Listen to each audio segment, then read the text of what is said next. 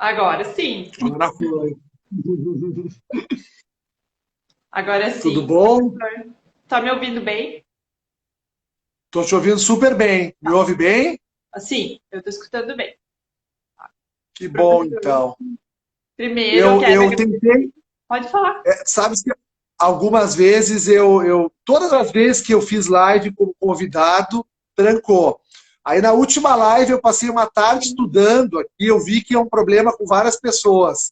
E aí eu comecei a live, foi quinta passada, uma semana atrás, praticamente, e eu entrei, assim, eu já estava esperando vir congelado, quando eu vi apareceu, assim, eu digo, pô, alguma coisa, né? Hoje voltou a congelar de novo.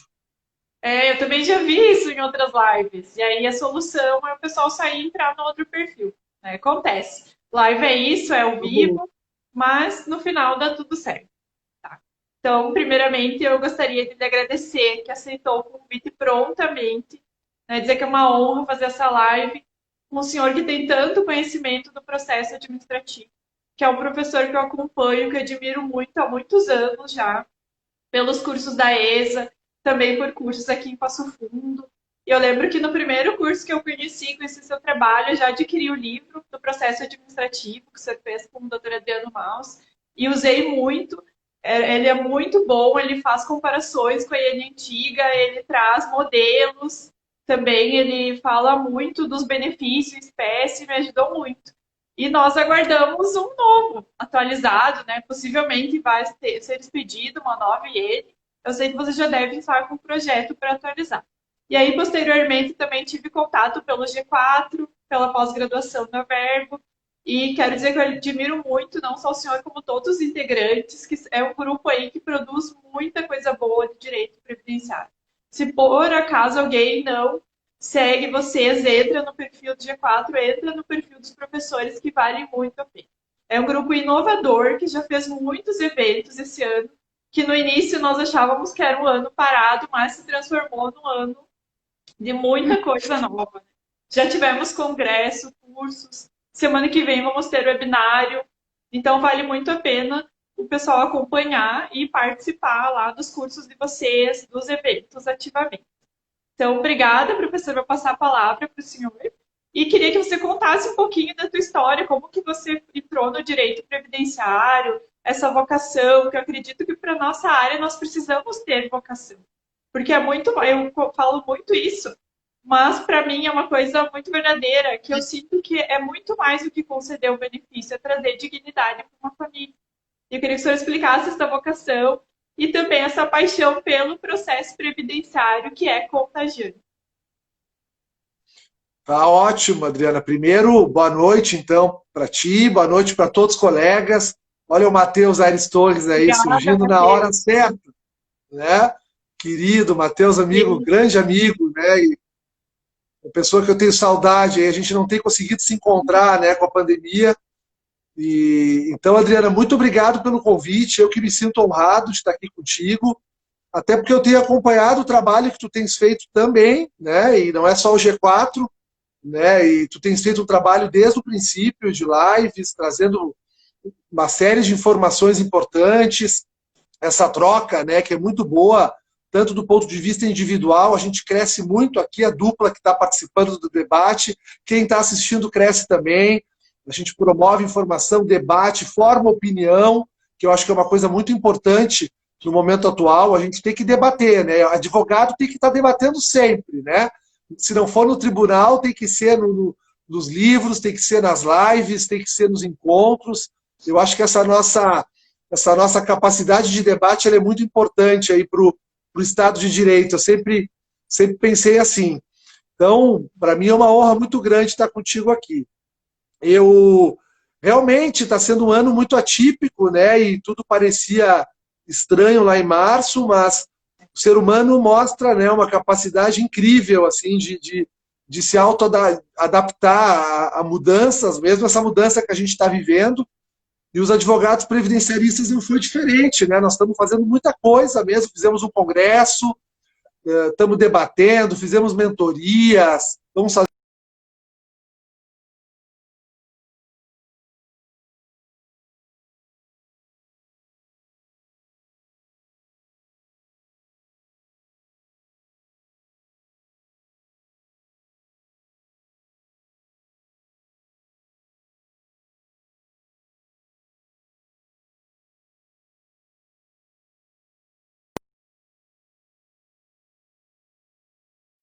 Nós estaremos com o Tá me professor ouvindo? um pouquinho. Tá, agora me ouve bem? Agora sim. Tá. Não, e a gente tem tido essa capacidade esses encontros de quarta de manhã também têm sido muito especiais, então a gente que agradece, o G4 que agradece a vocês, porque na verdade nada faria sentido se vocês não participassem, né? Se vocês não tivessem conosco, opinando, trazendo posições. Então o G4 é isso, essa família enorme aí que se formou no Brasil inteiro, né? Mas, Adriana, respondendo a tua pergunta de forma específica, assim, me ouve bem, né? Sim, perfeito. Tá. Eu entrei no direito previdenciário de surpresa, como a maioria das pessoas acabam entrando, né? Porque eu não tenho ninguém da área jurídica na minha família, eu não sou filho de pai e mãe advogado, avós também não. E eu fui para o direito porque sempre gostei dessa questão envolvendo a justiça social. Nesse aspecto eu já tinha lá talvez um precedente. Eu sempre me senti uma pessoa muito sensível assim com as causas sociais, participava de movimento estudantil, ia a congresso da Uni no tempo da universidade. Eu sempre gostei de me envolver muito nessas questões sociais. E o direito acabou vindo assim como que natural, né? E eu me formei, eu estagiei em vários lugares, porque eu praticamente trabalhei durante todo o curso, mas em nenhum local eu estagiei na área de previdência. Estagiei no Ministério Público, em escritório na área civil, depois eu parti para outros escritórios também na área civil. Me formei trabalhando no escritório, mesmo sem a carteira da ordem ainda, fazia todo o trabalho jurídico interno, os prazos, né? Então eu aprendi a advogar antes de me formar, por causa dos estágios, né? E sempre me preocupei com isso, sempre foi uma preocupação minha trabalhar na faculdade, né? E até porque estava numa universidade privada, me formei na PUC, aqui do Rio Grande do Sul, e aí tu não tem aquelas dificuldades da Universidade Federal, que às vezes tu tem que ter uma aula de noite, outra aula de manhã, outra aula de tarde, e às vezes é difícil até de arrumar um estágio, né? A não ser aqueles estágios mais ligados com a universidade, né? Serviços de assistência judiciária, esse tipo de coisa.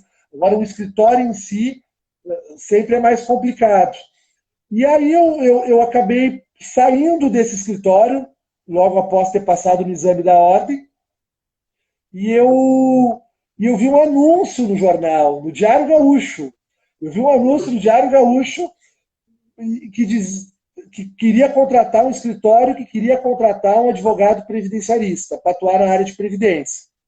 Esse escritório, inclusive, é o da doutora Maria Isabel Pereira e da Luciana Pereira da Costa, que hoje são integrantes da Comissão de Previdência Social da OAB. Maria Isabel é juíza aposentada, foi minha professora na PUC, inclusive, né? Mas eu não vi no anúncio que era ela, né? Eu fui lá, escritório na Bento, eles têm um escritório ali na frente da agência do INSS, fui lá, me apresentei, gostaram e comecei a trabalhar. O meu trabalho era fazer o posto do INSS. Então foi de cara no processo administrativo, né? Eu tinha que chegar todo dia, né? Isso era 2004, eu tinha que chegar todo dia cedo no posto, porque na época não tinha agendamento, para poder pegar a ficha dos advogados e encaminhar um monte de coisa. Eles tinham sempre uma demanda muito elevada, e eu acabava voltando para o escritório ao meio-dia, às vezes nem voltava, ia direto para o almoço, depois ao meio-meia eu retornava para o escritório e aí eu fazia o trabalho interno, nos processos da Justiça Federal na época, né? E ali eu fiquei por mais de um ano, fiquei 1 ano e meio ali. Até que eu resolvi sair, porque eu gostei muito da área, né? E aqui é um detalhe legal, eu gosto muito de contar. A empregada doméstica da minha mãe, que trabalhava comigo há 20 anos, me criou praticamente aqui em Porto Alegre, cuidou da gente, que é a Rosane, e ela morava numa região muito pobre aqui em Porto Alegre, que é a Vila Minuano, que fica na zona norte aqui de Porto Alegre. Ela me disse assim: Alexandre, olha só, lá no meu bairro tem um monte de gente precisando de assessoria nessa área de INSS. Eu disse bem assim: se tu quiser pedir as contas desse escritório, eu arrumo um espacinho para ti lá na minha casa e tu começa a atender lá. Olha que legal. Não deu outra, eu pedi demissão, fui bem sincero com a Luciana, disse, ó, Luciana, eu vou tentar lá na Zona Norte, a secretária da minha mãe, lá na minha casa, ela vai me ajudar, eu estou vendo aqui o que vocês fazem, na época era um apogeu, né, da advocacia previdenciária, quer dizer, era muito bom atuar, foi um dos melhores momentos, o juizado, né, ele é de 2001, eu estou falando de 2004, então a gente estava assim no melhor momento, e aí eu montei um escritório dentro da favela, dentro do bairro. Eu ia, não era todos os dias, fiz umas fichas, o pessoal vinha, eu distribuía as fichinhas das 6 às 7, e às 7 horas eu começava a atender. E ali foi pensão por morte, auxílio-doença, e já desde o princípio eu não pegava outras áreas. Vinha muita gente para fazer divórcio, regularizar terreno, área verde, ali é uma invasão, né? Eu não pegava criminal, muita gente ia ali no atendimento. Eu limitei desde o primeiro momento a área de previdência. E aí eu fui fazendo um volume, e depois que a coisa se avolumou, eu aluguei uma sala na Assis Brasil, ali no bairro Sarandi, estou ali até hoje. Essa é mais ou menos a minha história inicial. Olha que interessante. Parabéns pela sua história, né? Uma história linda. E que bom que teve essa pessoa, né, que abriu portas também e trouxe uma oportunidade dessa, como a colega mencionou ali, nós temos uns anjos na nossa vida. Realmente, né? Ela foi um anjo também. Que coisa boa. E Ela nossa, foi. grato por ter A entrado Rosane nessa foi um anjo da minha área. vida, é uma segunda mãe para mim, porque ela me ajudou também em outras questões e ela realmente assim foi me ajudou muito, muito, muito e no fim está comigo até hoje, assim, a gente, né? Ela não trabalha mais com a minha mãe, mas ela está comigo até hoje, não é formada em direito nem nada, mas ela me auxilia e, e assim foi realmente é uma pessoa muito especial para mim. História inspiradora, né? Com certeza isso vai inspirar muitos outros colegas. E que bom, né, que você teve esse carinho e agora devolve ensinando, né? Ensinando os alunos, ensinando nós com os nossos processos, como obter um resultado melhor, principalmente na via administrativa, que agora está muito voltado para a via administrativa e cada vez vai estar mais, né? Que nós possamos também devolver um pouquinho desse carinho que você recebeu. Que história bonita, professor. Parabéns, é muito inspirador.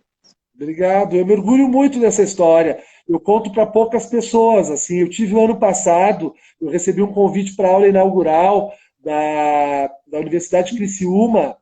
Um amigo me convidou para os alunos da graduação, né? Era uma semana acadêmica, não era uma aula inaugural. E eu contei em detalhes, assim, e eu me realizei muito. Foi a primeira vez que eu contei essa experiência. No primeiro momento, aquela coisa, né, guri novo, como a gente diz, eu tinha vergonha, eu nunca tive, porque eu entrei no direito para ajudar as pessoas. Eu jamais teria vergonha de contar que eu advogo para pessoas humildes. Eu nunca tive, eu sempre gostei. Mas no primeiro momento aquilo era muito estranho. Os meus amigos diziam, mas o que tu vai fazer lá no Sarandi? E eu fui construindo com a persistência, a gente foi construindo lá, até que virou uma realidade. Assim, eu lembro no auge do atendimento, ainda dentro da vila, quando eu fazia o atendimento lá, chegava a ter assim multidões de pessoas esperando o atendimento e aquilo me emocionava muito, assim, né? Até que daí a gente partiu para a sala. Com certeza, e o direito previdenciário é isso, né? Muitas vezes nós trabalhamos com valores que podem parecer não tão grandes para nós, mas estão mudando a vida dos nossos clientes. Às vezes alguma revisão que pode parecer não tão expressiva para nós, mas para o nosso cliente pode estar fazendo muita diferença. Isso é o lado muito bonito, né, de trabalhar com os direitos sociais, que é uma satisfação muito Sem grande dúvida. pessoal. Mas Sem dúvida. Essa é a essência da nossa área e nós previdenciaristas não podemos perder isso nunca, né? Esse contato humano, né? Claro que a gente tem que adquirir sempre a racionalidade necessária para as mudanças dos tempos, os tempos vão mudando, agora mesmo essa história do tempo fictício, como é difícil para a gente, em alguns momentos, assim, entender que a pessoa tinha o direito, agora não tem mais. É muito difícil essa racionalidade governamental tomar conta da gente. Claro que a gente tem que assumir ela um pouco, porque os tempos mudam, mas eu acho que o advogado previdenciarista nunca pode perder essa verve mesmo, essa coisa, esse contato com o ser humano, né? Que eu acho que é o que nos dá vida. essa empatia de se sensibilizar com a situação e buscar estudar, ir atrás e tentar dar alguma resposta para o cliente, né? Isso que nos move. Que Olha, legal. colegas elogiando. Vários comentários aí, o Carlos, o Fábio, lá do, do, do Recife, Fábio Leão. Agradeço o pessoal comentando. Assim, eu gosto muito de contar essa história, fico muito feliz de ter me perguntado. E tem um adendo a ela que eu preciso contar para vocês. Claro, Já contei para a Luciana isso, que era minha empregadora, minha amiga, hoje está aí, né? Enfim, com muito mais experiência que eu, mas eu tive uma situação porque eu encaminhei um processo administrativo porque a minha mudança do escritório que eu trabalhava para o meu, ela não foi assim, pedir demissão e fui para o meu. Eu fiz obviamente, uma transição, né? Obviamente que sempre respeitei o escritório que eu trabalhava, né? Ele nunca me colocou uma condição de exclusividade, mas eu também nunca fazia nada por fora. Mas eu lembro que eu devo ter ido uma ou duas vezes nesse atendimento que eu comecei a fazer na Vila Minuano, ainda trabalhando para o escritório.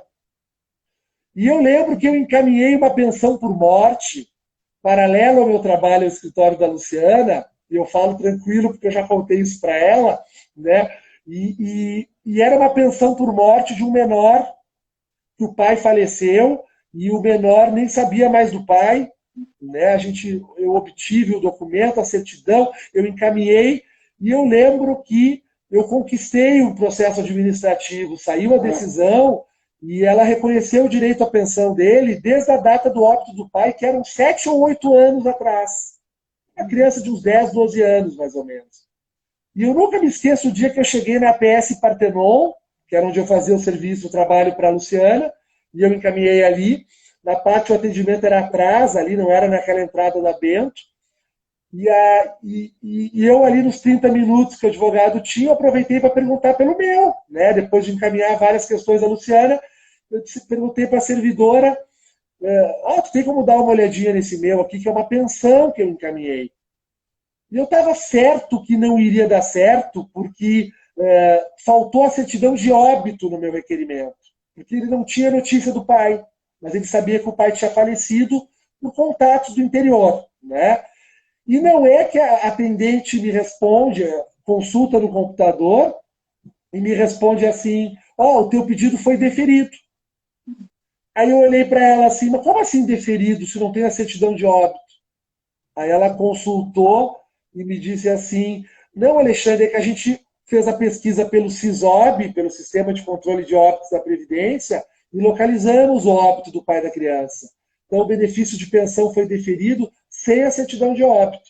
E quando ela me imprimiu o extrato, né, devia ser o Infibem, o Combasa, os extratos do INSS, estava ali o valor de retroativos, eu não lembro na época quanto era, mas era mais de 100 mil reais na época. Era um valor muito expressivo, assim, já disponível no banco.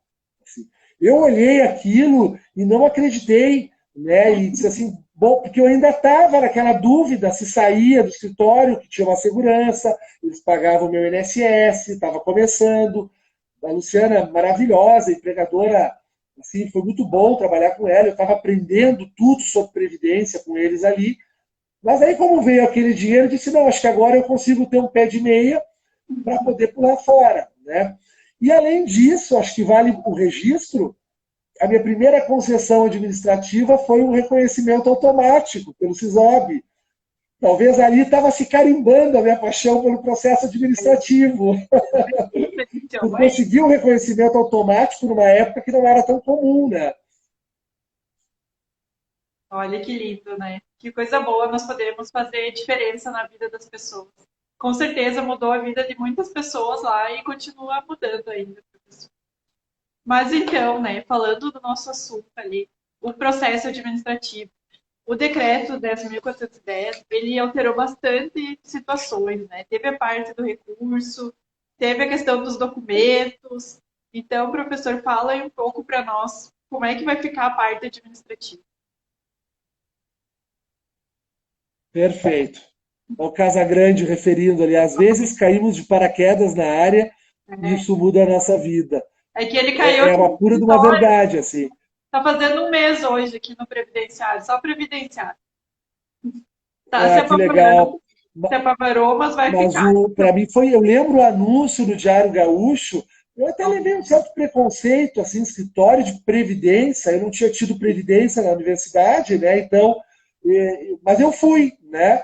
E na Bento, assim, uma coisa bem comum, né? A gente tem aquela ideia de escritório, né? Claro, agora que eu sou um previdenciarista, eu sei como funciona o escritório dos previdenciaristas, né? Ele não é como um escritório executivo normal, a gente tem uma outra forma de atuação, mais social. Mas eu lembro que na época, quando eu cheguei ali na Bento Gonçalves, que é uma avenida enorme aqui em Porto Alegre, uma principal avenida, não é avenida de escritório de advocacia, e eles estavam ali na frente da agência, né? Aí eu fui entender toda a lógica da advocacia na época, de estar na frente das agências, né? Então foi de fato de paraquedas. Mas Adriana, o que eu acho assim, o decreto ele ele traz muitas mudanças, tá, no processo administrativo e eu acho que todas preocupantes, assim, né? Eu não vejo avanços para o segurado no decreto. Isso é um ponto importante que eu queria te deixar a minha opinião, assim. Eu não vejo nenhum esforço, tenho lido, relido, estudado, e eu não vejo por parte do decreto 10.410 nenhum esforço assim no sentido de agregar algo mais que possa facilitar o acesso aos direitos, facilitar o acesso à concessão do benefício. Tu podes observar, sim, que nenhum instituto foi melhorado, nada. JA não mudou nada, a pesquisa externa não mudou nada, todos o oficiamento a órgãos públicos e privados não mudou nada. O que eu noto, assim, até piorou, né? Observa que o artigo 22, parágrafo 3º do decreto, ele passa a exigir o início de prova material para autorizar uma justificação administrativa numa pensão por morte ou no auxílio reclusão. Ele exige que esse documento ele tenha que estar dentro dos 24 meses anteriores ao pedido, né? Então ele coloca até um limitador ao início de prova material. Se esse documento dessa união estável é lá de trás, ele não vale como indício de prova para autorizar uma JA, caso eu não tenha os dois documentos que agora passam a ser exigidos. Então, até do ponto de vista assim, do direito material também em si, me parece que até a gente verifica retrocessos no decreto. Ele não agregou nada.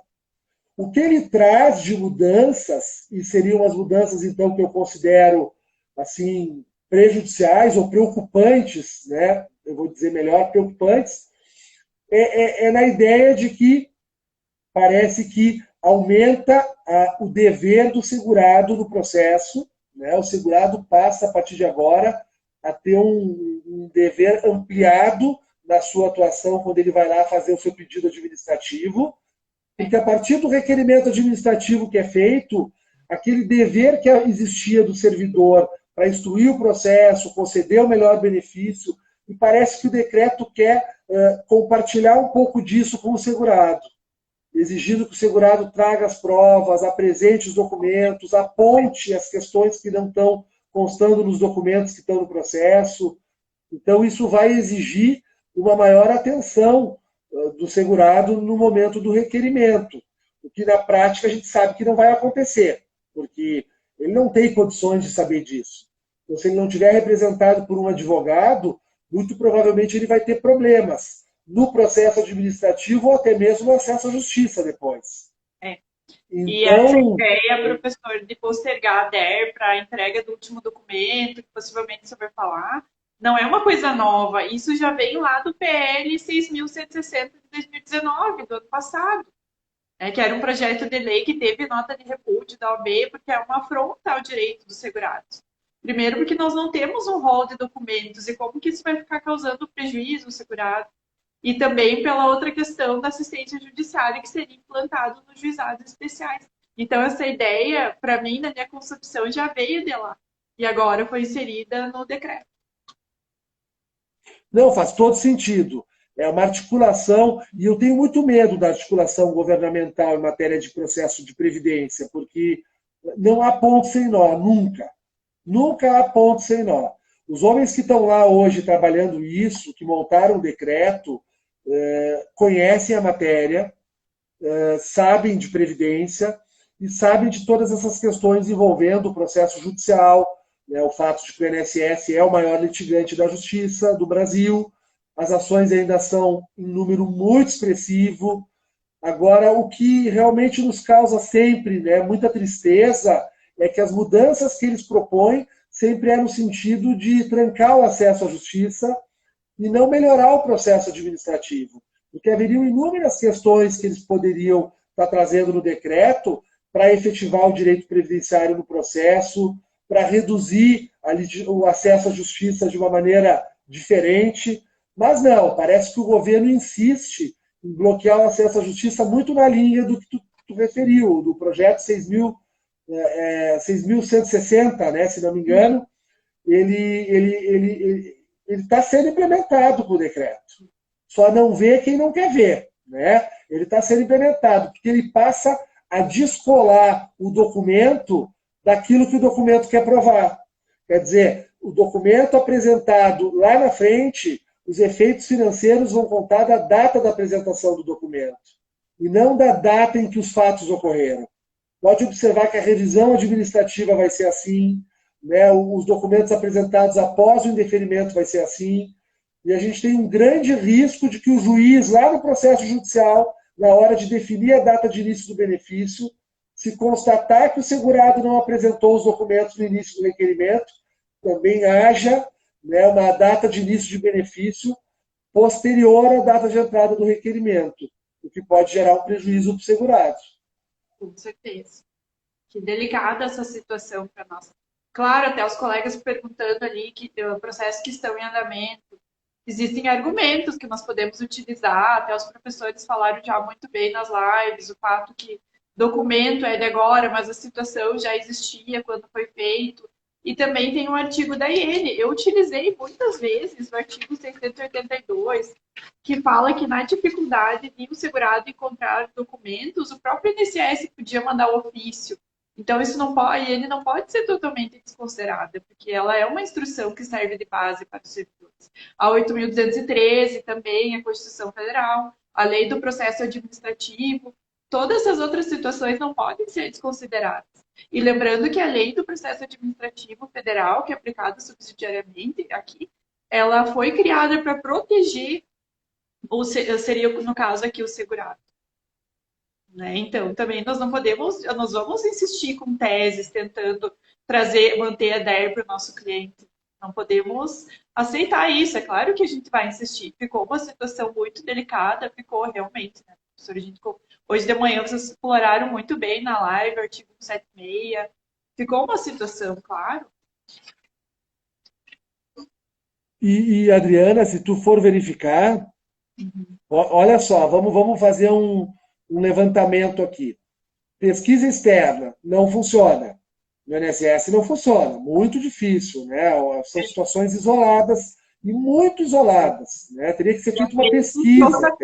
Nem precisaria uma pesquisa, porque é fato notório. Né?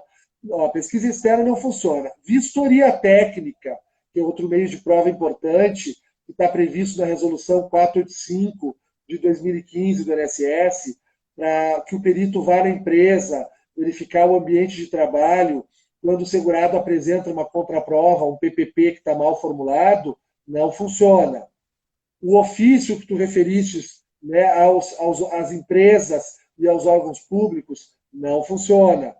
Depois a gente tem, né, a consulta a banco de dados de órgãos, né, públicos, também não funciona. Só conheço o SISOB, essa minha experiência que eu referi, o SISOB funciona até hoje, mas, via de regra, é muito precário ainda os acordos na Previdência para fins de reconhecimento de direitos. A gente vê acordos muito mais para negar direitos, como esses acordos, por exemplo, da Previdência com o Detran. O cidadão renova a carteira e o perito do INSS chama para uma reavaliação porque ele foi lá buscar a carteira dele.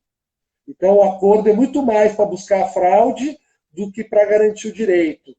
Justificação administrativa é super precária também. Aqui na quarta região, ela até funciona razoavelmente bem, porque os juízes aqui determinam a prova administrativa no processo judicial. E isso criou uma cultura aqui na quarta região de JA.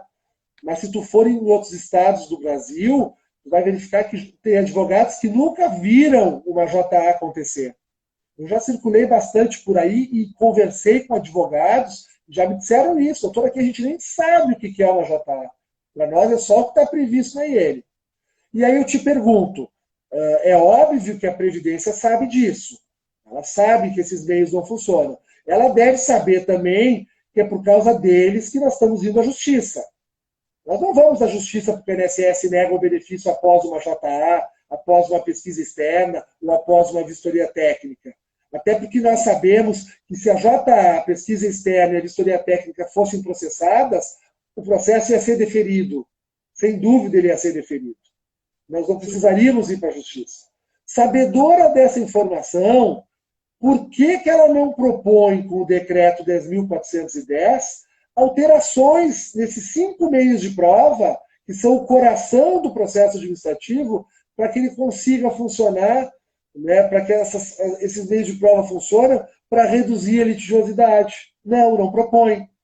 Então, eles preferem propor uma norma que, de uma forma oblíqua e agressiva à cidadania, ela vai restringir o acesso à justiça de uma forma muito injusta, né? Então, na minha opinião, o caminho adotado pelo novo decreto não é o melhor caminho, né? Não é o melhor caminho. Ele vai reduzir litígios? Vai colocar os advogados numa maior responsabilidade? Não tenho dúvida. Vai crescer a demanda administrativa? Os advogados vão ter muito mais cuidado. Mas nada comparável a, de repente, trazer para esses 5 institutos que a gente falou agora há pouco, sei lá, fazer uma audiência pública, chamar os interessados para ver o que falam, por que não funciona a pesquisa externa, por que não funciona a JA. Não é interesse do governo. E isso realmente deixa a gente muito chateado. E até mesmo a JA, há um tempo já não era feita no INSS, né, professor? E agora, até na via judicial, eu já tive processos que saiu um despacho informando uma nota técnica aqui da quarta região, que é para os segurados apresentarem a autodeclaração e mais uma declaração própria e vai ser reavaliado toda a prova documental e vai ser também reavaliado se vai ser deferido a prova testemunhal. Então, esse entendimento do INSS já chegou no Poder Judiciário também. No futuro é que nem judicialmente exista mais JA. E veio essa nota para vários processos meus, inclusive uns que já tinham sido feitos JA. Só que o INSS não entregava os áudios das testemunhas, né, os depoimentos, e eu pedi para afastar a nota técnica nesses casos. Mas a gente sabe que vai vir, e para alguns clientes nós vamos ter que fazer, e também tem um movimento judicial nesse sentido. Vê que é uma bagunça, porque daí aí o que acontece? Aí a gente vai. Olha o cenário, né? E é um cenário que daria para fazer um filme de comédia, porque aí o advogado vai à justiça, já que não funcionam os 5 meios de prova. E Adriana, eu reitero, eu tenho certeza que se os 5 meios de prova funcionassem, a judicialização reduziria em 80%. Nós teríamos muito processo na justiça, claro que teríamos, porque a matéria previdenciária ela é uma matéria muito fértil e ela é uma matéria que envolve milhões de pessoas, porque o Brasil é um país continental. Mas eu tenho certeza que reduziria 80% o número de ações na justiça. Bom, o governo não propõe melhorias nenhuma, não tem nenhuma melhoria, nenhuma. E eu até levanto algo que piorou, que é o conceito de indício de prova material para fins de união estável e dependência econômica nos 24 meses. Então, ele, além de não melhorar, ele piorou. Bom, aí o advogado vai à justiça. Já que o INSS indeferiu, ele busca a justiça. O que o juiz faz? Chega na justiça, ele começa a aplicar o entendimento que o INSS não fez. Sim. Né? Aí ele começa a aplicar aquele entendimento que o INSS não funciona no INSS, o juiz diz assim, bom, então eu vou fazer o entendimento do INSS. Aí passa a substituir produção de prova testemunhal por autodeclaração, aí traz aquelas questões todas que são típicas do processo administrativo, são ágeis. O processo administrativo ele tem como princípio a celeridade, ele é muito mais rápido que o processo judicial. né? Mesmo com essa demora que a gente tem, que é uma demora pontual, né? A gente tem que sempre pensar no tempo do processo administrativo, é 45 dias, né? Esse é o normal. E talvez a gente vai chegar em breve a isso, regularizando essa fase de transição entre os processos que eram nas agências para os processos virtuais. Mas mesmo assim, o que acontece? A justiça vem e aí eu estou na justiça pedindo, né, a jurisdição, eu quero que o juiz me dê uma solução para o meu caso. Pô, já é um troço extremamente sério. A gente parou para pensar nisso, é que nós banalizamos o mal, né? É a banalização do mal, né?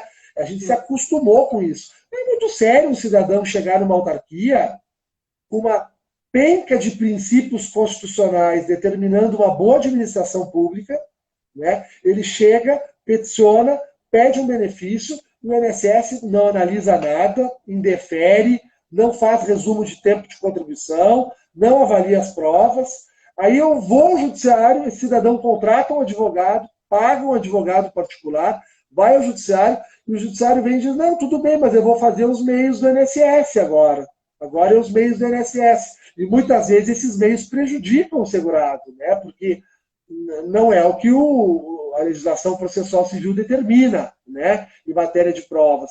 Então, na minha opinião, Adriana, eu vou te falar com toda a franqueza, está tudo errado em matéria de jurisdição no Brasil.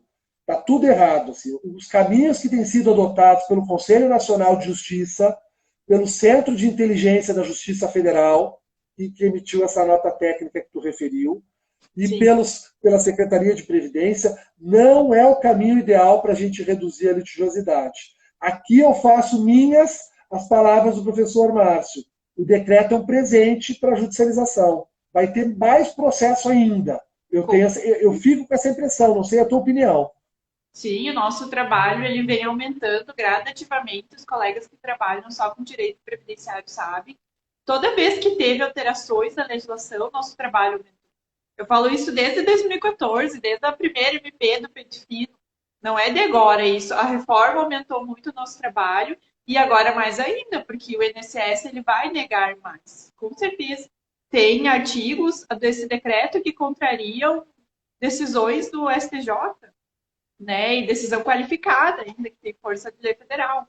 Tem muita coisa que vai ser negada administrativamente que vão vir para os nossos escritórios. Para nós, o trabalho só aumenta. É uma pena realmente para o direito do segurado. Né? Para o segurado, realmente. Sem dúvida. O direito do segurado todas as carreiras terminadas, eles querem terminar com assistência social, né? Então, as carreiras mesmo do INSS estão sendo todas extintas. E agora, tu podes ter certeza de uma coisa, na minha opinião, né, minha simples opinião, o grande embate agora, esse é até um assunto que eu queria te trazer para a gente conversar, não sei se estava na tua pauta, mas surgindo um pouquinho, voltado ao tema, se a gente observar no decreto, o governo vem com tudo, com a ideia dos acordos de cooperação, com os convênios, né? Então, eu até separei aqui para trazer para a nossa live, né? Por exemplo, o artigo 46, parágrafo 6º do decreto, autoriza a Perícia Médica Federal a ter acesso aos prontuários médicos do SUS, desde que haja anuência prévia do periciado, né? O artigo 179b do decreto, né, traz o acesso ao SUS, às entidades privadas, o acesso ao fundo de garantia, né, e ele diz que essas informações, inclusive, dispensam celebração de convênio, né, para esse acesso de dados, quando se tratar de dados hospedados por órgãos da administração pública federal.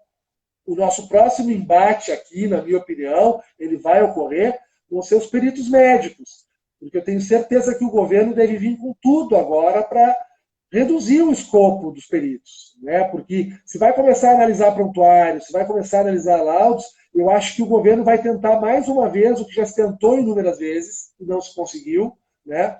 Garantir o reconhecimento de alguns direitos de forma menos onerosa para a administração. E isso passa necessariamente por uma conversa com o que a gente chama agora de serviço de perícia médica federal, porque os peritos não são mais vinculados, né, ao INSS, e aí a gente tem um embate difícil, doloroso, antigo, né? E que deve acontecer. Eu vi hoje uma nota do Serviço de Perícia Médica da Previdência, se não me falha a memória, 5 ou 6 peritos médicos integrantes da cúpula desse serviço pediram exoneração hoje em razão de problemas envolvendo a relação com o INSS, que podem estar relacionados, eu não sei, eu estou só trazendo assim para...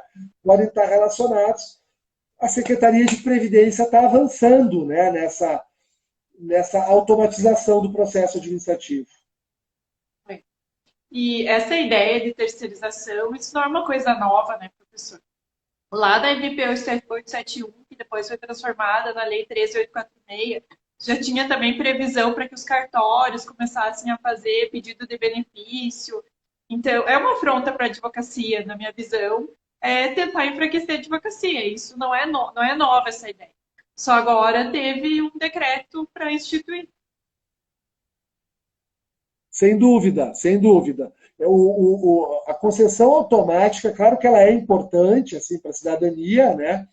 Mas não vai resolver todos os casos. Né? A gente viu agora com o auxílio emergencial. Né? E outra coisa, Adriana, também importante, eu tenho estudado bastante, sabe? E eu tenho lido alguns artigos sobre esse assunto, de alguns administrativistas, assim. Se o governo quer fazer um processo virtual, ele tem que fazer um processo virtual de verdade. Assim. A gente precisa ter um acesso à Previdência 24 horas por dia, a todos os serviços. Se eu tiver algum problema dentro desses espaços, eu tenho que ter uma menina, um menino, um homem, uma mulher que me atendam ali num chat em tempo real. Né? E aquela história, fazer o internet banking para me acessar apenas para ver quanto que eu tenho de dinheiro na minha conta, não é a razão do internet banking. As pessoas fazem uma senha e têm o internet banking no celular para transferir dinheiro, pagar conta, fazer TED, DOC, informes de imposto de renda. Então, eu preciso nessas ferramentas, o meu INSS, o próprio INSS digital, ter um governo digital. Nós não temos um governo digital ainda. A plataforma.gov, que é essa plataforma que está virtualizando todo o governo federal do Brasil, né, ela não é uma plataforma ainda totalmente digital, que traz a tecnologia de informação. Ela é uma plataforma ainda no paradigma eletrônico, né, porque a gente tem dificuldade. Se eu tenho, por exemplo, um problema nos dados, eu não consigo avançar. E aí eu preciso ir na agência para atualizar meus dados. E aí a agência está fechada. Eu estou com 3 ou 4 clientes nessa condição. Estão esperando abrir a agência, porque ligaram para um 35, também não conseguiram, e a servidora disse, olha, no seu caso, o senhor vai ter que esperar abrir as agências para poder atualizar o seu cadastro no CNIS, e aí o senhor pode acessar o meu INSS. Então, não é uma ferramenta de fato digital. Né? Nós também temos alguns casos, nós mandamos e-mail para a agência, eles retornam, mas tem uns que estão aguardando. E nós já vimos o que aconteceu com o auxílio emergencial. Tem muitos clientes que não têm celular. Eu tenho muitos clientes que eles não têm celular, que eles não têm acesso à internet. Então, eu tive que acabar baixando o aplicativo e fazendo requerimento para eles. Então, as pessoas não estão preparadas. Não, sem dúvida que não estão preparadas. Isso é uma realidade assim, que não tem como a gente negar. Eu vejo pelos meus clientes, a maioria não tem internet. Então, imagina se eles têm condições, mesmo para fazer uma antecipação do auxílio-doença, às vezes eles não conseguem. Imagina outros serviços. Isso vai acabar gerando mais demanda para nós, sim. Sem dúvida, a concessão automática não vai resolver o problema. Eu acho que a concessão automática ela vai baratear o custo com o pessoal. Né? Eu acho que ela vai, a estrutura, dentro desse conjunto que está programado para a Previdência, de reduzir a estrutura, já as agências estão com os dias contados, a gente sabe disso, vai ser provavelmente implementado esse governo digital, né? Está se caminhando para isso. Eu acho que a intenção do governo é substituir uma estrutura que de fato era caríssima, e é caríssima ainda, né? É muito custoso a Previdência, claro que é. Imagina todas as agências, mais de 4.000 agências no Brasil, a quantidade de servidores e tal. Agora, para o cidadão, ele vai precisar do processo judicial, porque não raras vezes a concessão automática vai vir errado, né? Ou não vai conceder o que era para conceder. com certeza. É uma economia a custo do direito do segurado, infelizmente. Sem dúvida. Então, professor, quer fazer mais alguma colocação? Nós já vamos nos encaminhando para o final. Nós estamos com 46 minutos. A colega pergunta, Ah, então Cristiane, tá. se vai ficar salva? Vai sim. Virou incumbência minha, viu, Cristiane, agora, porque nós temos que inverter os papéis aqui, em razão do problema aqui do meu celular. Como é que é a tua atuação, Adriana? Já que tu me permitiu, a gente tem uns minutinhos. A tua atuação, ela se baseia em Passo Fundo? Sim, eu comecei com o processo trabalhista, só que o trabalhista ele é muito próximo do previdenciário. Então, aí uma coisa foi levando a outra e eu acabei ficando só com o previdenciário preencheu a minha vida e é o que eu gosto de fazer, realmente. Tomei a decisão faz um tempo de ficar só com o previdenciário. Não foi uma decisão fácil, né? Eu penso na sua decisão também de deixar o escritório de advocacia. No seu caso, foi uma decisão muito corajosa. Mas, para fazer o que a gente gosta, para ser feliz na nossa profissão, nós temos que ter coragem, professor. Então, temos que abrir mão, muitas vezes, de outros processos para focar na área que nós gostamos. E eu estou aqui, estou bastante focada nessa área, estou bem crescendo, estou crescendo muito. Também a parte de cursos, palestras ali na reforma foi, nossa, exigiu muito de nós a reforma, o senhor também deve sentir isso. E aí, nessa fase, parecia que ia ser um ano parado, pelo contrário, com toda essa produção legislativa, é sempre correndo cursos e leis e alterações, e é muita live acontecendo, nós não queremos perder, principalmente a de vocês, que são as que eu mais acompanho, né, de V4. E é isso, nós temos que procurar estar sempre atualizados para dar uma resposta, a melhor resposta para o nosso cliente, para dar uma melhor resposta no caso Sem concreto. dúvida, sem dúvida. E é E a gente tem que agradecer. E a gente...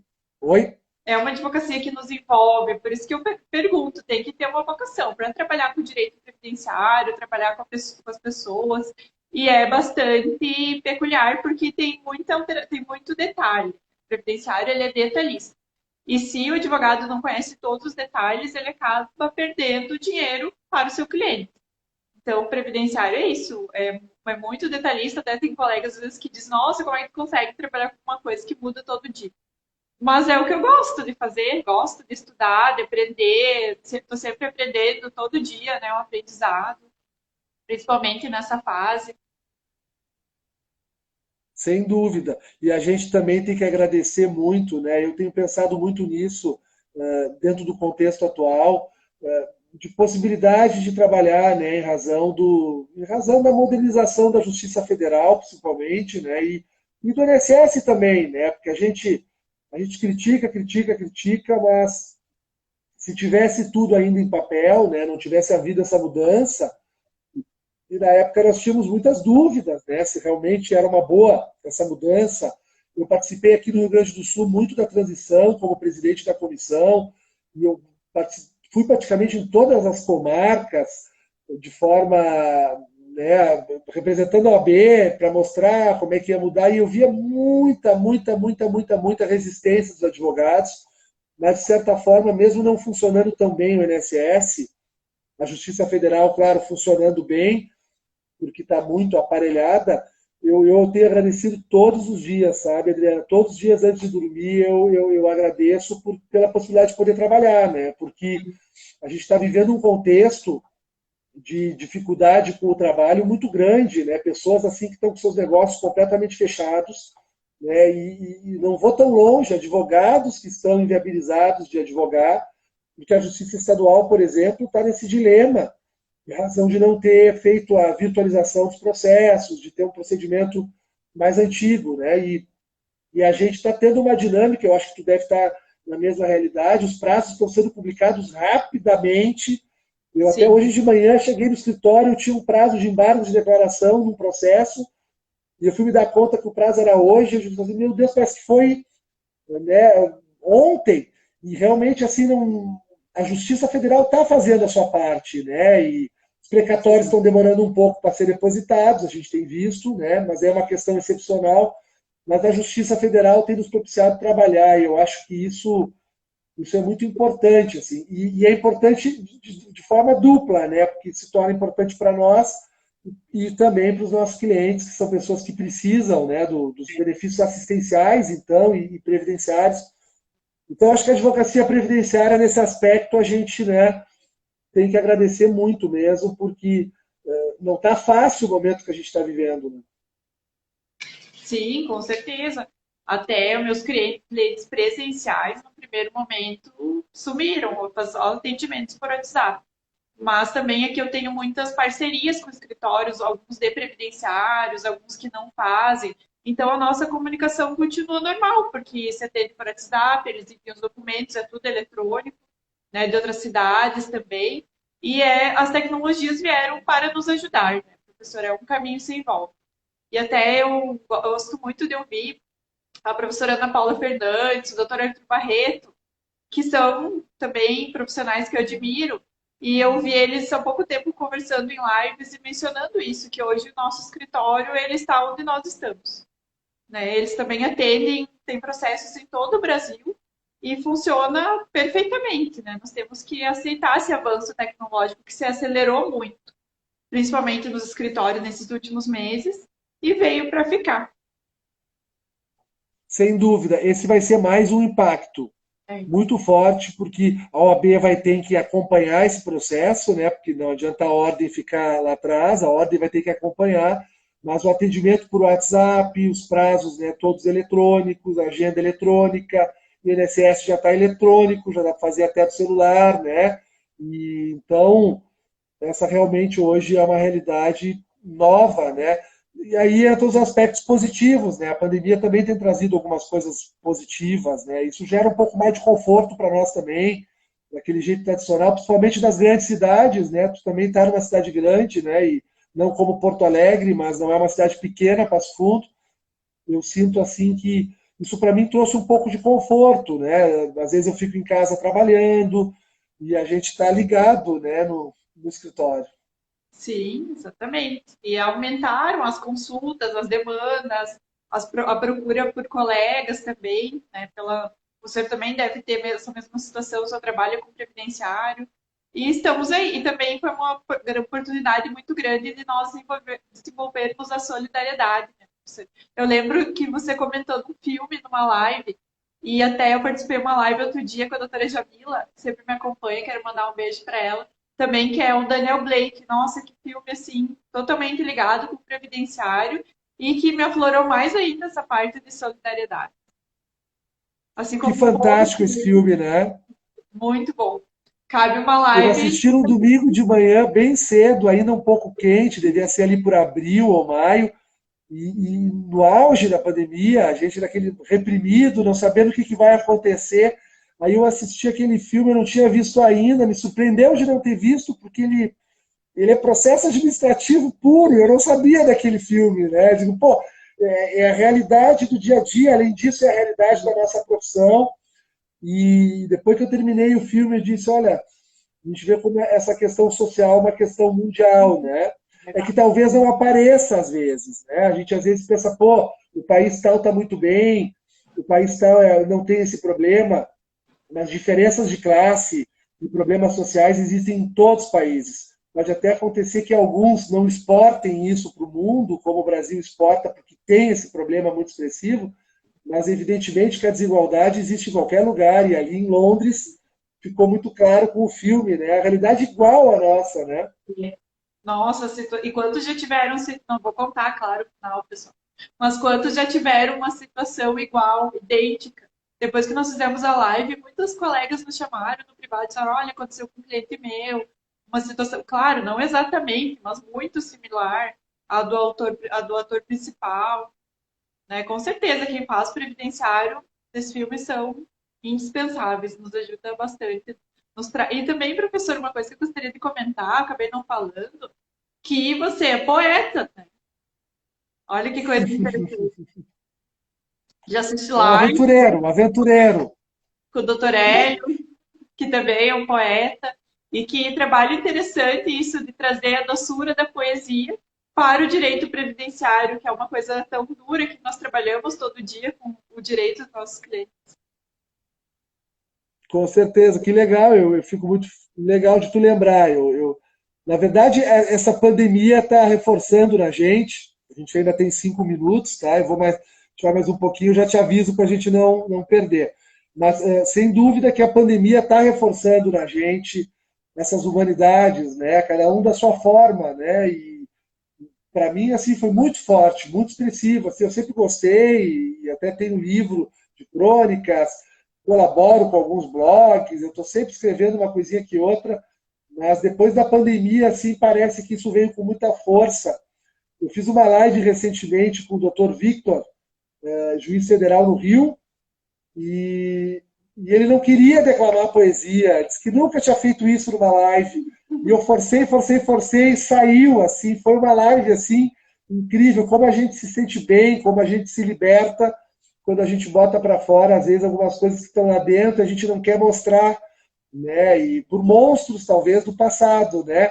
Então, eu acho que esse período tem me ajudado, sim, de certa forma, a aguçar um pouco isso, né? Até a Ivete agora perguntou ali embaixo quanto que eu vou fazer a live sobre o filme O Poço, que foi outro filme que eu falei bastante nesse período. E, Ivete, nós vamos marcar, tá? Eu vou te avisar. Com certeza vamos marcar essa live. Vai ser uma live histórica aí para a gente discutir um filme que realmente também impacta muito no contexto atual, né? É, com Show, certeza. estamos com 57. Com Você é que certeza, manda. todos nós vamos sair dessa fase muito melhores, né? Tanto do ponto de vista pessoal quanto profissional, aprofundando o conhecimento, estudando, todos sairemos melhores. Sem dúvida. Eu acredito muito nisso. Acredito muito nisso. Quero te agradecer muito pelo convite, tá, Adriana? Foi um prazer estar contigo aqui. Mais uma vez, quero te parabenizar pelo teu trabalho também. Eu tenho acompanhado, tua advocacia também. Espero que em breve a gente possa estar juntos aí, né? Com essa pandemia amenizando um pouco. Tomara.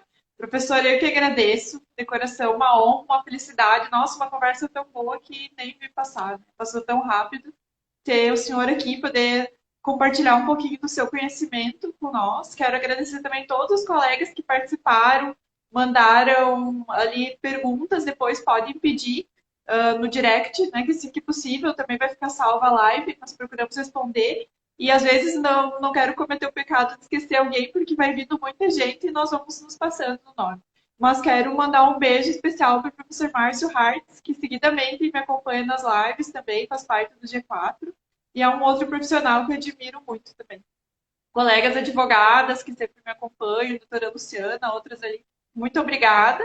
E por nos acompanharem, colocarem bastante comentários, bastante coraçãozinho, né? Nós ficamos bem felizes. Obrigada por Com tudo, professor. certeza. Tudo de bom e até uma próxima live. Deixar um beijo também para todos que nos acompanharam. Eu estou acompanhando os comentários também. Turma boa essa, né? Nós temos uma turma aí muito boa, É né? uma De todo o família. Brasil que está se unindo muito em razão de tudo isso que a gente está vivendo. Eu vou encerrar então e que todos tenham uma boa noite. Obrigada. Tchau. Tchau.